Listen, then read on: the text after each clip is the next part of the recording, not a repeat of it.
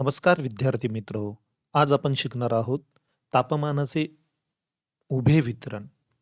मागच्या व्हिडिओमध्ये आपण सौर ऊर्जा म्हणजे काय आणि सौर ऊर्जेच्या वितरणावर परिणाम करणाऱ्या विविध घटकांची माहिती ही घेतलेली होती. आज आपण याच सौर ऊर्जेमुळे हवे तापमान आहे ते कसे वाढते आणि ते उभ्या दिशेने त्याचे वितरण कसे झाले आहे याबद्दलची माहिती ही आपण जाणून घेणार आहोत. पृथ्वीवर प्राप्त होणाऱ्या सौर ऊर्जेमुळे हवेचे तापमान निश्चित होते. वातावरणाच्या विविध थरांमध्ये तापमान भिन्न भिन्न असते. कारण सूर्यापासून प्राप्त झालेली पृथ्वीपर्यंत आलेली ऊर्जा ही वातावरणाचे विविध थर हे डायरेक्ट तापवत नाही, तर वातावरणाचे थर हे खालून वर तापत असतात. पृथ्वीवरील कोणत्याही ठिकाणाच्या हवेच्या तापमानात समानता असत नाही. हवेच्या तापमानावर विविध घटकांचे नियंत्रण असते.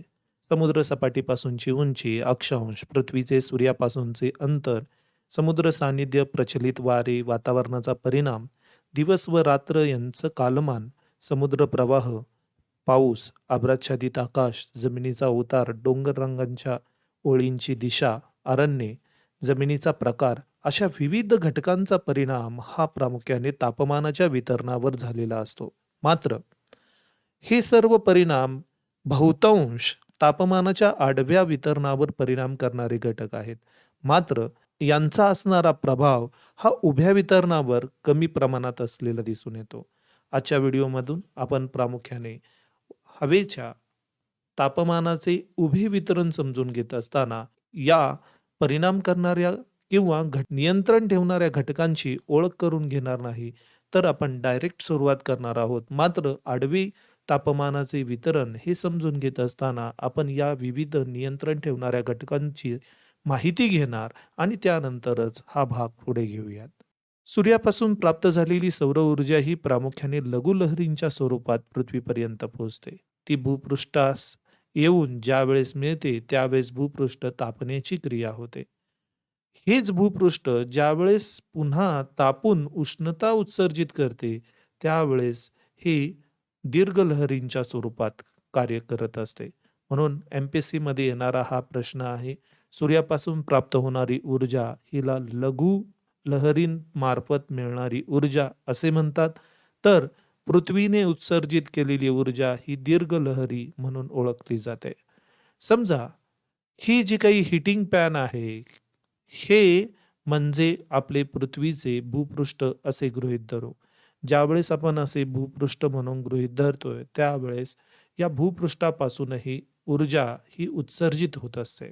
ऊर्जा आहे ती जवळ असणारा किंवा लगत असणारा जो काही हवेचा थर आहे त्याला पहिल्यांदा तापवते. म्हणजेच या शेगडीवर असणारं जे काही पाणी तापवण्याचं भांडं आहे, या भांड्याला मिळणारी ऊर्जा या शेगडीपासून उत्सर्जित झालेली ऊर्जा असते. हे पाणी तापतं आणि तापण्याची जी काही क्रिया आहे ती तापण्याची क्रिया प्रामुख्याने अभिसरण प्रवाहांच्या स्वरूपात होते. म्हणजे खाली असणारं पाणी तापलं जातं, ते वजनाने हलकं होतं आणि वरती जातं. वर असणारं थंड पाणी हे खाली येतं. अशा पद्धतीने चक्राकार प्रवाह हे पाण्याचे होतात. अशाच पद्धतीने हवेचे होतात. हे आपण पुढच्या स्लाइडमधून समजून घेणार आहोत. अभिसरण प्रवाह म्हणजे चक्राकार प्रवाह होय. याचबरोबर बाष्पीभवन या क्रियेमार्फतही हवेचं तापमान हे वाढत असलेलं दिसतं. कारण बाष्पीभवनामध्ये देखील ऊर्जा ही ग्रहण केलेली असते आणि ती वायूंच्या स्वरूपात ही वातावरणामध्ये अस्तित्वात असलेली दिसून येते. याशिवाय हे जे काही भांडं आहे या भांड्यामधून संवहनाने देखील ऊर्जा ही प्राप्त होत असते. परिणामी संवहन, उत्सर्जन, अभिसरण आणि बाष्पीभवन या क्रियांमार्फत ऊर्जेचे अथवा उष्णतेचे स्थानांतरण होत असते, रूपांतरण होत असते किंवा ती प्रवाहित होत असलेली दिसते. अशाच पद्धतीने पृथ्वीच्या लगत असणाऱ्या वातावरणाचे देखील याच घटना घडलेल्या दिसून येतात. भूपृष्ठालगत असणारी हवा म्हणजे या ठिकाणी आपण हे भूपृष्ठ असं गृहीत धरूयात. या भूपृष्ठालगत असणारी जी काही हवा आहे म्हणजे ही आहे ती हवा आहे. ही हवा प्रामुख्याने उत्सर्जनाच्या क्रियेतून तापली जाते. उत्सर्जनाबरोबरच वरचे थर हे संवहनाने तापले जातील. म्हणजेच उत्सर्जनाने खालचा थर, संवहनाने वरचा थर, याचबरोबर अभिसरण प्रवाहाने वरचा आणि खालचा थर यामधील ऊर्जा प्रवाहित झालेली दिसेल. त्याचबरोबर पृथ्वीचा भूपृष्ठभाग हा 71% भाग हा पाण्याने व्यापलेला आहे. या पाण्याचे मोठ्या प्रमाणावर सौर ऊर्जेमुळे बाष्पीभवन झालेले दिसून येते आणि ही बाष्पीभवन या क्रियेतून शोषून घेतलेली उष्णता वातावरणामध्ये अस्तित्वात असलेली दिसून येते. अशा पद्धतीने पृथ्वी सभोवती असणारं जे काही हवा आहे, त्या हवेचं तापमान अशा पद्धतीने वाढलेलं दिसून येतं. समुद्र सपाटीपासूनची उंची हा घटक मोठ्या प्रमाणावर हवेच्या तापमानावर प्रभाव करीत असलेला दिसतो. हा प्रभाव प्रामुख्याने तपांबरामध्ये मोठ्या प्रमाणावर आढळलेला दिसून येतो. सर्वसाधारणपणे भूपृष्ठालगत तापलेली जी काही हवा आहे, ती हवा तापण्यामुळे प्रसरण पावते. परिणामी प्रसरण पावलेली जी काही हवा आहे, ही हवा तिची घनता ही कमी होते. तुलनेने आजूबाजूच्या वातावरणाच्या थरापेक्षा ही हवा प्रसरण पावून कमी घनतेची असल्यामुळे ती हलकी बनते आणि ती वरच्या दिशेला वाहू लागते. परिणामी वरवर जाणारी जी काही हवा आहे, जसजसं उंची वाढेल तसतसं तापमान मात्र कमी होतं, त्यामुळे ती आकुंचन पावते. म्हणजेच सर्वसाधारणपणे दर 1000 मीटर उंचीवर 6 डिग्री सेंटीग्रेडने तापमान कमी होत असते. यालाच हवेच्या तापमानाचा लोप दर असे म्हणतात. म्हणजेच समुद्र सपाटीपासून जसे उंच जावे तसतसे दर 1000 मीटरला 6 सेंटीग्रेडने तापमान कमी होते. यालाच हवेचा लोप दर म्हणतात. म्हणजे या ठिकाणी 1000 मीटर उंचीवर असणारी हवा हिचे तापमान 6 डिग्रीने कमी होते. भूपृष्ठालगत असणाऱ्या हवेचं तापमान जर का 34 डिग्री आहे असं गृहीत धरलं, तर 1000 मीटर उंचीवर त्या हवेचे तापमान हे 28 डिग्री सेंटीग्रेड होईल. 2000 मीटर उंचीवर या ठिकाणी हवेचे तापमान हे 22 डिग्री सेंटीग्रेड होईल. तर 3000 मीटर उंचीवर 22 डिग्री सेंटीग्रेड -6 डिग्री सेंटीग्रेड, म्हणजेच या ठिकाणी तापमान हे 16 डिग्री सेंटीग्रेड एवढं झालेलं दिसून येईल. म्हणजेच ज्यावेळेस पदार्थाचे तापमान कमी होते त्यावेळेस तो आकुंचन पावतो. या ठिकाणी आकुंचन पावण्याची क्रिया ही हवेची तापमान कमी झाल्यामुळे झालेली दिसते. म्हणून भूपृष्ठालगत उबदार झालेली कमी घनतेची हवा जेव्हा जेव्हा ती वर जाईल त्यावेळेस ती जशी उंची जास्त उंचीवर जाईल त्यावेळेस ती आकुंचन पावणार आहे. तिची घनता पुन्हा वाढेल. पृथ्वी ही स्थिर नाही, ती स्वतःभोवती फिरते. यालाच पृथ्वीचे परिवलन म्हणतात. या परिवलनामुळे वर गेलेली हवा पृथ्वीपासून दोन्हीही ध्रुवांकडे झुकलेली दिसून येते. परिणामी विषुववृत्ताच्या प्रदेशातून वर गेलेली काही हवा दक्षिण ध्रुवाकडे सरकेल, तर काही हवा उत्तर ध्रुवाकडे ही सरकलेली दिसून येते. परिणामी ही वजनाने जड झालेली घन हवा, आकुंचन पावलेली हवा ही मात्र खालच्या दिशेने यायला सुरुवात होते. अशा पद्धतीने थंड हवा ही खाली खाली सरकते. पुन्हा भूपृष्ठापर्यंत आल्यानंतर भूपृष्ठाने ती उत्सर्जनाने तापवली जाईल, पुन्हा ती वर जाईल आणि वर गेल्यानंतर थंड होऊन ती पुन्हा खाली येईल. अशा पद्धतीने चक्राकार प्रवाह हे हवेच्या अभिसरणाचे झालेले दिसतात. यामुळे भूपृष्ठालगत 11 किलोमीटर उंचीपर्यंत आपल्याला असे अभिसरण प्रवाह दिसून येतात. यामुळेच तापमान हे समुद्र सपाटीपासून जसे उंच जाईल तसे कमी असलेले दिसून येते. मग तापमानाचे हे उभे वितरण समजून घेत असताना आत्ता आपण समजून घेतलं की तपांबरामध्ये प्रामुख्याने ही हवा समुद्र सपाटीपासून जसे उंच जावे तसे कमी होते. सर्वसाधारणपणे मागच्या स्लाइडमध्ये मी तुम्हाला सांगितलं 1000 मीटर उंचीवर 6 डिग्री सेंटीग्रेडने कमी होते. याचाच अर्थ दर 160 मीटर उंची मागे 1 डिग्री सेंटीग्रेडने तापमान कमी होण्याचा दर आहे. ऋतूनुसार मात्र यामध्ये बदल झालेला दिसून येतो. उन्हाळ्यामध्ये 160 मीटर उंचीवर 1 डिग्री सेंटीग्रेडने तापमान कमी होते, तर हिवाळ्यात 160 मीटर उंचीवरती 8 8 डिग्री सेंटीग्रेडने तापमान कमी होण्याचा दर असलेला दिसून येतो. तापांबरामध्ये उंचीनुसार हवेचे तापमान कमी होते, कारण वहन, अभिसरण प्रवाह, उत्सर्जनाने उष्णता ही वर फेकली जाते. तापलेली हवा प्रसरण पावते, हलकी होऊन वर जाते. जसजसे समुद्र सपाटीपासून उंच जावे तसतसा हवेचा दाबही कमी होतो. परिणामी दाब कमी झाल्यावर हवेचे आणखी प्रसरण होते, त्यामुळे हवेचे तापमान आणखी कमी होते. समुद्र सपाटीजवळ हवेचे दाट थर असतात, तर उंचीवर मात्र हे थर विरळ होत जातात. म्हणजे उंचीनुसार हवा विरळ होत जाते. म्हणजे समुद्र सपाटी सर्वात जास्त घनतेची हवा असते, तर अधिक उंचीवर ती मात्र कमी घनतेची असलेली दिसेल. समुद्र सपाटीपेक्षा उंचावर तापमान यामुळेच कमी असलेले दिसून येते. वातावरणाच्या खालच्या थरांमध्ये धूळ, धूलिकण, बाष्प हे इत्यादी पदार्थ मोठ्या प्रमाणावर असतात.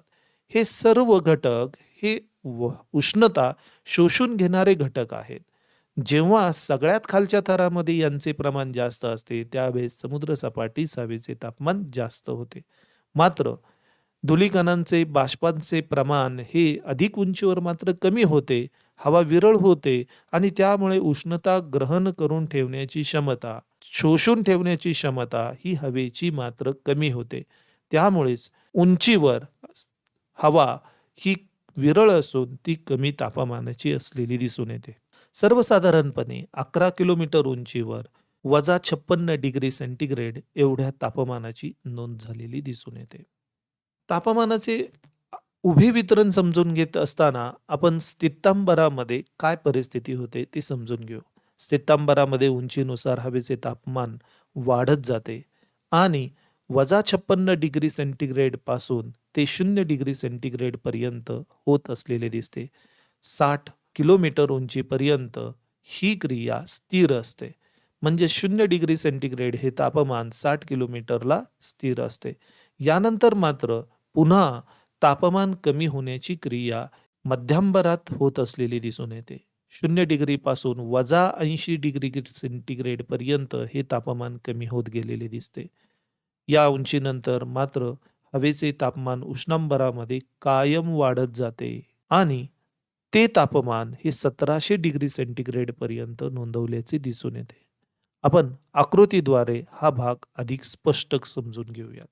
यापूर्वीच्या व्हिडिओमध्ये आपण समजून घेतलं होतं की वातावरणाचे विविध थर आहेत आणि हे जे काही वातावरणाचे थर आहेत, या थरांमध्ये तपांबर हा सगळ्यात खालचा थर आहे. स्थितांबर हा सर्वसाधारणपणे 11 किलोमीटर पासून 50 किलोमीटर पर्यंत आढळलेला दिसतो. मध्यांबर हा मात्र 50 किलोमीटर पासून 90 किलोमीटर पर्यंत आहे आणि उष्णांबर हा 90 किलोमीटरच्या पेक्षा अधिक उंचीवर असलेला दिसतो. म्हणजे तपांबर, त्यावर स्थितांबर, स्थितांबरावर मध्यांबर, मध्यांबरावर उष्णांबर असे वातावरणाचे विविध थर असतात.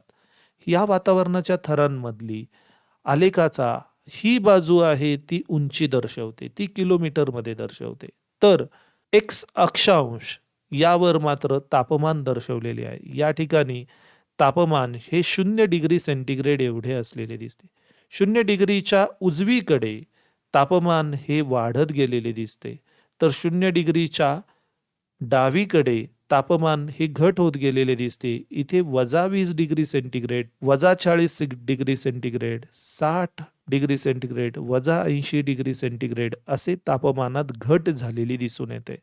आता आपण प्रत्यक्षात या वातावरणातील थराचे बदल आहेत हे अधिक सखोलतेने समजून घेऊ. तापंबरामध्ये आपल्याला काय दिसून येते बघा. समुद्र सपाटीपासून उंची वाढली की तापमान कमी कमी होत गेलेले दिसते. या ठिकाणी ही पिवळी जी काही रेष दिसते, या पिवळ्या रेषेवर आपल्याला तापमान कमी होत गेलेले दिसते आणि जसजशी उंची वाढेल तसतसं हे तापमान हे कमी कमी होत गेलेलं दिसतं. पुन्हा हे तापमान 11 किलोमीटर उंचीवर मात्र हे स्थिर झालेलं दिसतं आणि सर्वसाधारणपणे या ठिकाणी तापमानाची नोंद ही -56 डिग्री सेंटीग्रेड एवढी झालेली आहे. -56 डिग्री सेंटीग्रेड हे तापमान 20 किलोमीटर उंचीपर्यंत असेच राहते. पुन्हा -56 डिग्री सेंटीग्रेड पासून तापमान वाढण्याची क्रिया ही स्थितांबरामध्ये व्हायला सुरू होते आणि स्थितांबरामध्ये 50 किलोमीटर उंचीवर हे तापमान जवळपास 0 डिग्री सेंटीग्रेड पर्यंत असलेले दिसून येते. म्हणजेच स्थितांबरामध्ये तापमानात वाढ झालेली दिसून येते. पुन्हा 50 ते 60 किलोमीटर उंचीपर्यंत हे तापमान 0 डिग्री सेंटीग्रेड एवढेच आढळते आणि पुन्हा तापमानात मध्यांबरामध्ये घट होण्यास सुरुवात होते. मध्यांबरामध्ये पुन्हा हे तापमान जे पिवळ्या रेघेने दर्शवलेले आहे ते कमी होत गेलेले दिसते. या ठिकाणी जे होते ते घट होऊन -80 डिग्री सेंटीग्रेड पर्यंत असलेले दिसून येते. या ठिकाणी -80 डिग्री सेंटीग्रेड तापमान हे 90 किलोमीटर पर्यंत जाते आणि त्यानंतर मात्र उष्णांबरामध्ये कायम तापमान वाढायला सुरुवात होते आणि हे तापमान 1700 डिग्री सेंटीग्रेड पर्यंत कमी झालेले दिसून येते. पुन्हा एकदा हा भाग रिपीट करूयात. तापांबरामध्ये तापमान हे उंचीनुसार घट होत जाते. या ठिकाणी आपण काही सिम्बॉलॉजी ठरवूयात. घट होणे याला आपण खालच्या दिशेने बाण काढूयात आणि ज्यावेळेस वाढ होते त्यावेळेस वरच्या दिशेने बाण काढूयात. तापांबरामध्ये उंचीनुसार तापमान घट होते. स्थितांबरामध्ये उंचीनुसार तापमान वाढत जाते. मध्यांबरामध्ये पुन्हा तापमान हे घट होण्याची क्रिया घडते आणि उष्णांबरामध्ये तापमान हे वाढण्याची क्रिया घडते. अशा पद्धतीने हवेचे तापमान वेगवेगळ्या थरात उभ्या वितरणा समजून घेत असताना बदललेले दिसते. त्याच्यामध्ये वाढ आणि घट होत असलेली दिसून येते. धन्यवाद.